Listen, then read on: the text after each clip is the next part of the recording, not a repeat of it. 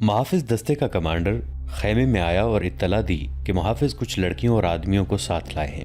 سلطان ایوبی باہر نکلے، ان کے 3 سالار بھی ساتھ تھے۔ باہر 5 آدمی کھڑے تھے جن کے لمبے چوغے، دستاریں اور ڈیل ڈول بتا رہی تھی کہ تاجر ہیں اور سفر میں ہیں۔ ان کے ساتھ 7 لڑکیاں تھیں، 7 جوان تھیں اور ایک سے بڑھ کر خوبصورت۔ ان محافظوں میں سے ایک نے، جو سلطان پر تیر چلانے والے کی تلاش میں گئے تھے، بتایا کہ انہوں نے تمام علاقہ چھان مارا، انہیں کوئی آدمی نظر نہیں آیا۔ دور پیچھے گئے تو یہ لوگ 3 اونٹوں کے ساتھ ڈیرا ڈالے ہوئے تھے۔ کیا ان کی تلاشی لی ہے؟ ایک سالار نے پوچھا۔ لی ہے، محافظ نے جواب دیا۔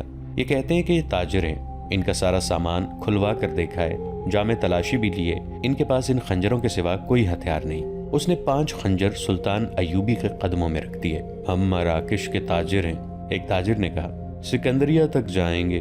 2 روز گزرے، ہمارا قیام یہیں سے 10 کوس پیچھے تھا۔ پرسوں شام یہ لڑکیاں ہمارے پاس آئیں، ان کے کپڑے بھیگے ہوئے تھے۔ انہوں نے بتایا کہ یہ سسلی کی رہنے والی ہیں۔ انہیں عیسائی فوج کا ایک کماندار گھروں سے پکڑ کر ساتھ لایا اور ایک بحری جہاز میں جا سوار کیا۔ ان کے ماں باپ غریب ہیں۔ یہ کہتے ہیں کہ بے شمار جہاز اور کشتیاں چل پڑیں۔ لڑکیوں والے جہاز میں چند اور کماندار قسم کے آدمی تھے اور ان کی فوج بھی تھی۔ وہ سب ان لڑکیوں کے ساتھ شراب پی کر عیش و عشرت کرتے رہے۔ اس ساحل کے قریب آئے تو جہازوں پر آگ کے گولے گرنے لگے۔ تمام لوگ جہاز سے سمندر میں کودنے لگے۔ ان لڑکیوں کو انہوں نے ایک کشتی میں بٹھا کر جہاز سے سمندر میں اتار دیا۔ یہ بتاتی ہیں کہ انہیں کشتیاں چلانی نہیں آتی تھیں۔ کشتی سمندر میں ڈولتی اور بھٹکتی رہی، پھر ایک روز خود ہی ساحل سے آ لگی۔ ہمارا قیام ساحل کے ساتھ تھا، یہ ہمارے پاس آ گئی۔ بہت ہی بری حالت میں تھی۔ ہم نے انہیں پناہ میں لے لیا۔ انہیں ہم دھدکار تو نہیں سکتے تھے۔ ہمیں کچھ سمجھ میں نہیں آ رہی تھی کہ ان کا کیا کریں۔ پیچھے پڑاؤ سے یہاں تک انہیں ساتھ لائے ہیں۔ یہ سوار آ گئے اور ہمارے سامان کی تلاشی لینے لگے۔ ہم نے ان سے تلاشی کی وجہ پوچھی تو انہوں نے بتایا کہ سلطان صلاح الدین امیر مصر کا حکم ہے۔ ہم نے ان کی منت سماجت کی کہ ہمیں اپنے سلطان کے حضور لے چلو۔ ہم عرض کریں گے کہ ان لڑکیوں کو اپنی پناہ میں لے لیں۔ ہم سفر میں ہیں، انہیں کہاں کہاں لیے پھریں گے۔ لڑکیوں سے پوچھا تو وہ سسلی کی زبان بول رہی تھیں۔ وہ ڈری ڈری سی لگتی تھیں۔ ان میں سے 2-3 اکٹھی ہی بولنے لگیں۔ صلاح الدین ایوبی نے تاجروں سے پوچھا کہ ان کی زبان کون سمجھتا ہے۔ ایک نے بتایا کہ صرف میں سمجھتا ہوں۔ یہ التجا کر رہی ہیں کہ سلطان انہیں پناہ میں لے لے۔ کہتی ہیں کہ ہم تاجروں کے قافلے کے ساتھ نہیں جائیں گی، کہیں ایسا نہ ہو کہ راستے میں ڈاکو ہمیں اٹھا کر لے جائیں۔ ادھر جنگ بھی ہو رہی ہے، ہر طرف عیسائیوں اور مسلمانوں کے سپاہی بھاگتے دوڑتے پھر رہے ہیں۔ ہمیں سپاہیوں سے بہت ڈر آتا ہے۔ ہمیں جب گھروں سے اٹھایا گیا تھا تو ہم سب کنواری تھیں۔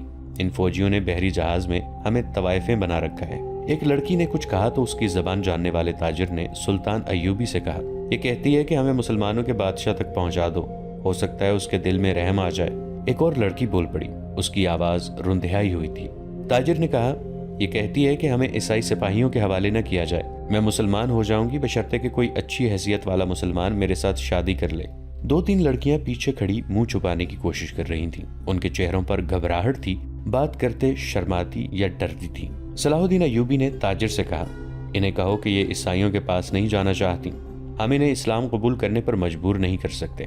یہ لڑکی جو کہہ رہی ہے کہ مسلمان ہو جائے گی بشرطے کہ کوئی مسلمان اس کے ساتھ شادی کر لے، اسے کہو کہ میں اس کی پیشکش قبول نہیں کر سکتا، کیونکہ یہ خوف اور مجبوری کے عالم میں اسلام قبول کرنا چاہتی ہے۔ انہیں بتاؤ کہ انہیں مجھ پر اعتماد ہے تو میں انہیں اسلام کی بیٹیوں کی طرح پناہ میں لیتا ہوں۔ اپنے دارالحکومت میں جا کر یہ انتظام کر دوں گا کہ انہیں عیسائی راہبوں یا کسی پادری کے پاس بھجوا دوں گا۔ پادری یروشلم میں ہوں گے۔ دوسری صورت یہ ہے کہ سب عیسائی قیدیوں کو آزاد کر دیا جائے گا تو میں کوشش کروں گا کہ ان کی شادیاں قابل اعتماد اور اچھی حیثیت کے قیدیوں کے ساتھ کر دوں۔ انہیں یہ بھی بتا دو کہ کسی مسلمان کو ان سے ملنے کی اجازت نہیں ہوگی اور نہ انہیں اجازت ہوگی کہ کسی مسلمان سے ملیں۔ ان کی ضروریات اور عزت کا خیال رکھا جائے گا۔ تاجر نے لڑکیوں کو ان کی زبان میں سلطان ایوبی کی ساری باتیں بتائیں تو ان کے چہروں پر رونق آ گئی۔ وہ ان شرائط پر رضامند ہو گئیں۔ تاجر شکریہ ادا کر کے چلے گئے۔ صلاح الدین ایوبی نے لڑکیوں کے لیے الگ خیمے لگانے اور خیمے کے باہر ہر وقت ایک سنتری موجود رہنے کا حکم دیا۔ وہ خیمے کی جگہ بتانے ہی لگے تھے کہ 6 صلیبی قیدی سلطان ایوبی کے سامنے لائے گئے۔ وہ بہت ہی بری حالت میں تھے۔ ان کے کپڑے بھیگے ہوئے تھے، کپڑوں پر خون بھی تھا اور ریت بھی۔ ان کے چہرے لاشوں کی مانند تھے۔ ان کے متعلق بتایا گیا کہ 1.5-2 میل دور ساحل پر بے سدھ پڑے تھے۔ وہ ٹوٹی ہوئی کشتیوں پر تیر رہے تھے۔ ایک دن کشتی پانی بھر جانے سے ڈوب گئی۔ یہ سب تیر کر ساحل تک پہنچے۔ کشتی میں 22 آدمی سوار ہوئے تھے، صرف یہ 6 زندہ بچے، ان سے چلا نہیں جاتا تھا۔ یہ صلیبی لشکر کے سپاہی تھے۔ یہ سب دھڑام سے بیٹھ گئے۔ ان میں سے ایک چہرے مہرے سے لگتا تھا کہ معمولی سپاہی نہیں ہے۔ وہ کراہ رہا تھا، اس کے کپڑوں پر خون کا ایک دھبا بھی نہ تھا، مگر زخمیوں سے زیادہ تکلیف میں معلوم ہوتا تھا۔ اس نے 7 لڑکیوں کو غور سے دیکھا اور پھر کراہنے لگا۔ یہ سلطان ایوبی کا حکم تھا کہ ہر ایک قیدی اسے دکھایا جائے۔ چونکہ قیدی ابھی تک سمندر سے بچ کر نکل ہی رہے تھے، اس لیے ہر ایک قیدی سلطان ایوبی کے سامنے لایا جاتا تھا۔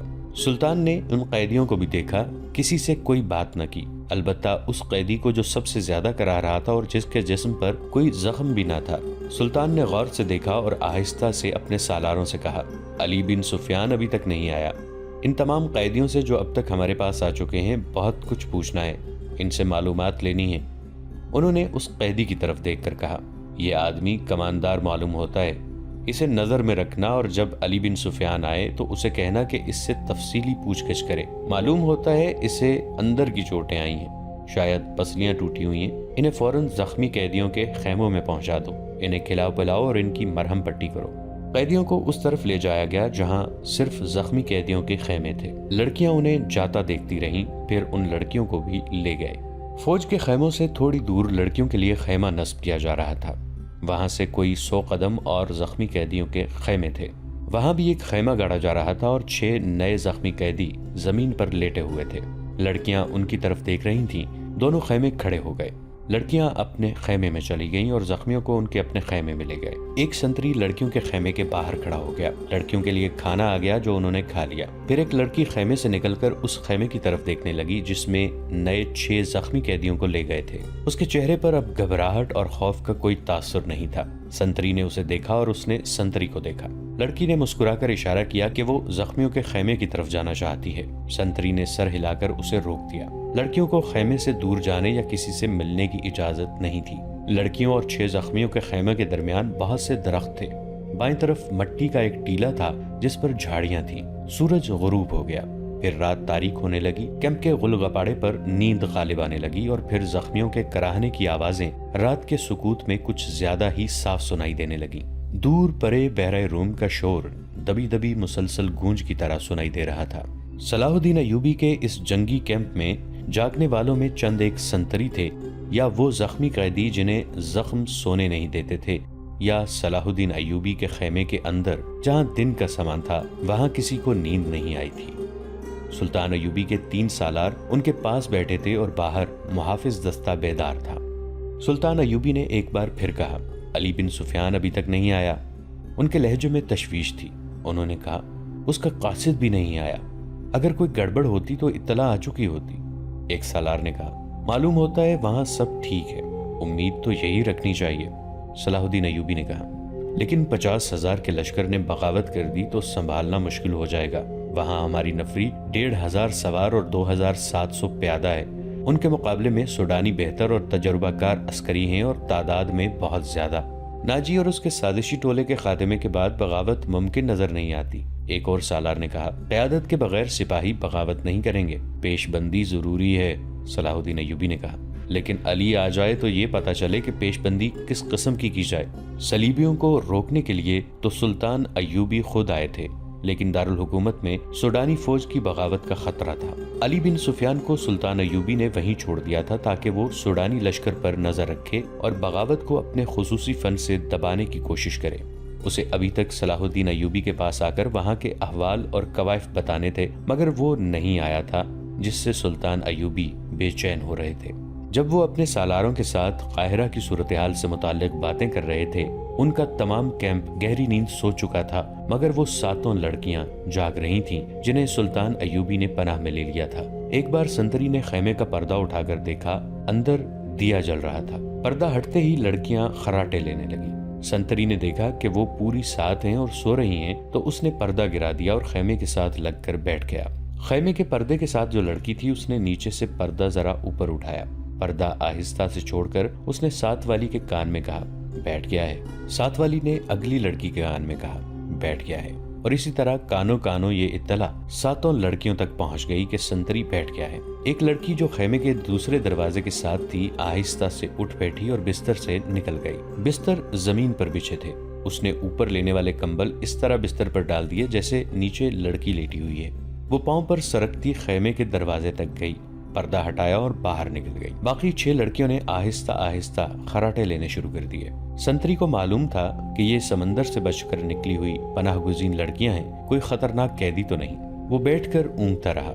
لڑکی دبے پاؤں ایسے رخ پر ٹیلے کی طرف چلی گئی جس رخ سے اس کے اور سنتری کے درمیان خیمہ حائل رہا۔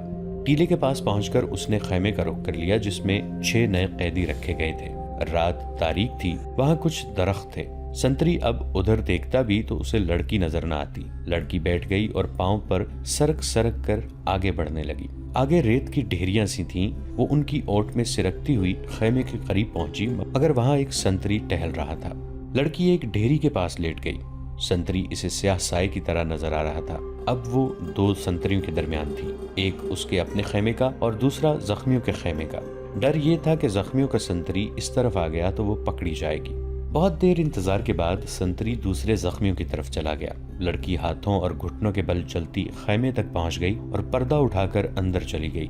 اندر اندھیرا تھا، 2-3 زخمی آہستہ آہستہ کراہ رہے تھے۔ شاید ان میں سے کسی نے خیمے کا پردہ اٹھتا دیکھ لیا تھا۔ اس نے نحیف آواز میں پوچھا، کون ہے؟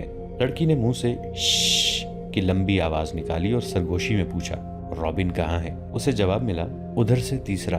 لڑکی نے تیسرے آدمی کے پاؤں ہلائے تو آواز آئی، کون ہے؟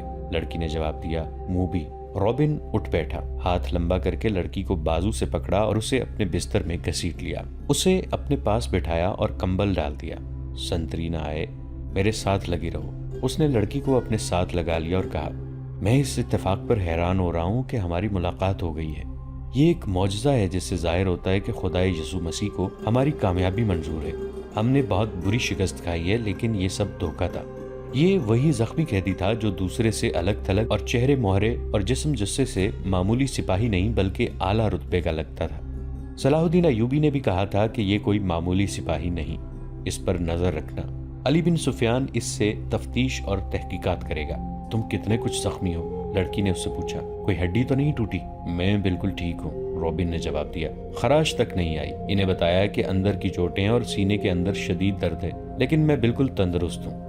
پھر یہاں کیوں آ گئے ہو؟ لڑکی نے پوچھا۔ میں نے بہت کوشش کی کہ مصر میں داخل ہو جاؤں اور سوڈانی لشکر تک پہنچ سکوں، لیکن ہر طرف اسلامی فوج پھیلی ہوئی ہے، کوئی راستہ نہیں ملا۔ ان 5 زخمیوں کو اکٹھا کیا، ان کے ساتھ زخمی بن کر یہاں آ گیا۔ اب فرار کی کوشش کروں گا جو ابھی ممکن نظر نہیں آتی۔ اس نے ذرا غصے سے کہا، مجھے 2 سوالوں کا جواب دو۔ ایوبی کو میں نے زندہ دیکھا ہے، کیوں؟ کیا تیر ختم ہو گئے تھے یا وہ حرام خور بزدل ہو گئے ہیں؟ اور دوسرا سوال یہ کہ تم 7 کی 7 لڑکیاں مسلمانوں کی قید میں کیوں آ گئیں؟ کیا وہ 5 مر گئے ہیں یا بھاگ گئے ہیں؟ وہ زندہ ہیں رابن، موبی نے کہا۔ تم کہتے ہو خدا یسوع مسیح کو ہماری کامیابی منظور ہے، لیکن میں یہ کہتی ہوں کہ ہمارا خدا ہمیں کسی گناہ کی سزا دے رہا ہے۔ صلاح الدین اس لیے زندہ ہے کہ تیر اس کے پاؤں کے درمیان ریت میں لگا تھا۔ کیا تیر کسی لڑکی نے چلایا تھا؟ رابن نے پوچھا۔ کرسٹوفر کہاں تھا؟ اسی نے چلایا تھا، مگر کرسٹوفر کا تیر خطا گیا؟ رابن نے حیرت سے تڑپ کر پوچھا۔ وہ کرسٹوفر جس کی تیر اندازی نے شاہ آگسٹس کو حیران کر دیا، اس کی ذاتی تلوار انعام میں لی تھی، یہاں آ کر اس کا نشانہ اتنا چوک گیا کہ 6 فٹ لمبا اور 3 فٹ چوڑا صلاح الدین اس کے تیر سے بچ گیا۔ بدبخت کے ہاتھ ڈر سے کانپ گئے ہوں گے، فاصلہ زیادہ تھا، موبی نے کہا، اور کرسٹوفر کہتا تھا کہ تیر کمان سے نکلنے ہی لگا تھا کہ کھلی ہوئی آنکھ میں مچھر پڑ گیا، اسی حالت میں اس کا تیر نکل گیا۔ پھر کیا ہوا؟ جو ہونا چاہیے تھا، موبی نے کہا۔ صلاح الدین ساحل پر گیا تو اس کے ساتھ 3 کمانڈر تھے اور 4 محافظوں کا دستہ تھا۔ وہ ہر طرف پھیل گئے۔ یہ تو ہماری خوش قسمتی تھی کہ علاقہ چٹانی تھا۔ کرسٹوفر بچ کے نکل آیا اور پھر ہمیں اتنا وقت مل گیا کہ ترکش اور کمان ریت میں دبا کر اوپر اونٹ بٹھا دیا۔ سپاہی آ گئے تو کرسٹوفر نے انہیں بتایا کہ وہ 5 مراکش کے تاجر ہیں اور یہ لڑکیاں سمندر سے نکل کر ہماری پناہ میں آئی ہیں۔ مسلمان سپاہیوں نے ہمارے سامان کی تلاشی لی، انہیں تجارتی سامان کے سوا کچھ نہیں ملا۔ وہ ہم سب کو سلطان ایوبی کے سامنے لے گئے۔ ہم نے یہ ظاہر کیا کہ ہم سسلی کی زبان کے سوا اور کوئی زبان نہیں جانتی۔ کرسٹوفر نے ایوبی سے کہا کہ وہ ہماری زبان جانتا ہے۔ ہم 7 لڑکیوں نے چہروں پر گھبراہٹ اور خوف پیدا کر لیا۔ موبی نے رابن کو وہ ساری باتیں بتائیں جو سلطان ایوبی کے ساتھ ہوئی تھیں۔ یہ 7 لڑکیاں اور 5 آدمی جو مراکشی تاجروں کے بھیس میں تھے، حملے سے 2 روز پہلے ساحل پر اتارے گئے تھے۔ 5 آدمی صلیبیوں کے تجربہ کار جاسوس اور کمانڈو تھے اور لڑکیاں بھی جاسوس تھیں۔ جاسوسی کے علاوہ ان کے ذمے یہ کام بھی تھا کہ مسلمان سالاروں کو اپنے جال میں پھانسیں۔ وہ خوبصورت تو تھیں ہی، انہیں جاسوسی اور ذہنوں کی تخریب کاری کی خاص ٹریننگ دی گئی تھی۔ اس ٹریننگ میں اداکاری خاص طور پر شامل تھی۔ 5 मर्दों का ये मिशन था कि सलाहुद्दीन अय्यूबी को खत्म करना और नाजी के साथ राबिता रखना। ये लड़कियां मिस्र की जबान रवानी से बोल सकती थीं, लेकिन उन्होंने जाहिर नहीं होने दिया। रॉबिन इस शोबे का सरबरा, उसे नाजी तक पहुंचना था, मगर सलाहुद्दीन अय्यूबी और अली बिन सुफियान की चाल ने यहाँ के हालात का रुख ही उल्टा कर दिया। क्या तुम सलाहुद्दीन को जाल में नहीं फांस सकती? रॉबिन ने पूछा। अभी तो यहाँ पहली रात है, मूबी ने कहा। उसने हमारे मुतालिक जो फैसला दिया है, अगर वो सच्चे दिल से दिया है तो इसका मतलब ये है कि वो मर्द नहीं पत्थर है। अगर उसे हमारे साथ कोई दिलचस्पी होती तो किसी एक लड़की को अपने खैमे में बुला लेता। उसे कत्ल करना भी आसान नहीं। वो एक ही बार साहिल पर आया था, मगर तीर खता गया। वो सालारों और मुहाफिजों के नरगे में रहता है। उधर एक संतरी हमारे सर पर खड़ा है और मुहाफिजों के पूरे दस्ते ने सलाहुद्दीन के खैमे को घेर रखा है। वो पांचों कहाँ हैं? रॉबिन ने पूछा। थोड़ी दूर है, मूबी ने जवाब दिया। वो अभी यही रहेंगी। सुनो मूबी, रॉबिन ने कहा, इस शिकस्त ने मुझे पागल कर दिया है। मेरे ज़मीर पर इतना बोझ आ पड़ा है जैसे इस शिकस्त की जिम्मेदारी मुझ पर आयद होती है। सलीब पर हाथ रखकर हल्फ तो सबसे लिया गया है, लेकिन एक सिपाही के हल्फ में और मेरे हल्फ में ज़मीन और आसमान जितना फ़र्क है। मेरे रुतबे को सामने रखो, मेरे फ़राइज़ को देखो। आधी जंग मुझे ज़मीन के नीचे से और पीठ के पीछे से वार करके जीतनी थी, मगर मैं और तुम 7 और वो 5 अपना फ़र्ज अदा नहीं कर सके। मुझसे ये सलीब जवाब मांग रही है। उसने गले में डाली हुई सलीब हाथ में लेकर कहा, मैं इसे अपने सीने से जुदा नहीं कर सकता। उसने मोबी के सीने पर हाथ फेरकर उसकी सलीब हाथ में ले ली और कहा, तुम अपने माँ बाप को धोखा दे सकती हो, इस सलीब से आंखें नहीं चुरा सकती। इसने जो फर्ज तुम्हें सौंपा है वो पूरा करो। खुदा ने जो तुम्हें हुस्न दिया है वो चट्टानों को फाड़ कर तुम्हें रास्ता दे देगा। मैं तुम्हें फिर कहता हूँ कि हमारी अचानक और गैर मुतवक्के मुलाकात इस बात का सबूत है कि हम कामयाब होंगे। नादरीन, आज की किस्त में इतना ही। हमारी नई वीडियो से बाखबर रहने के लिए हमारे इस चैनल को सब्सक्राइब करके नीचे मौजूद बेल आइकन को जरूर प्रेस कीजिएगा। आपसे मुलाकात होगी नई वीडियो के साथ। तब तक के लिए हमारा और आपका अल्लाह निगहबान।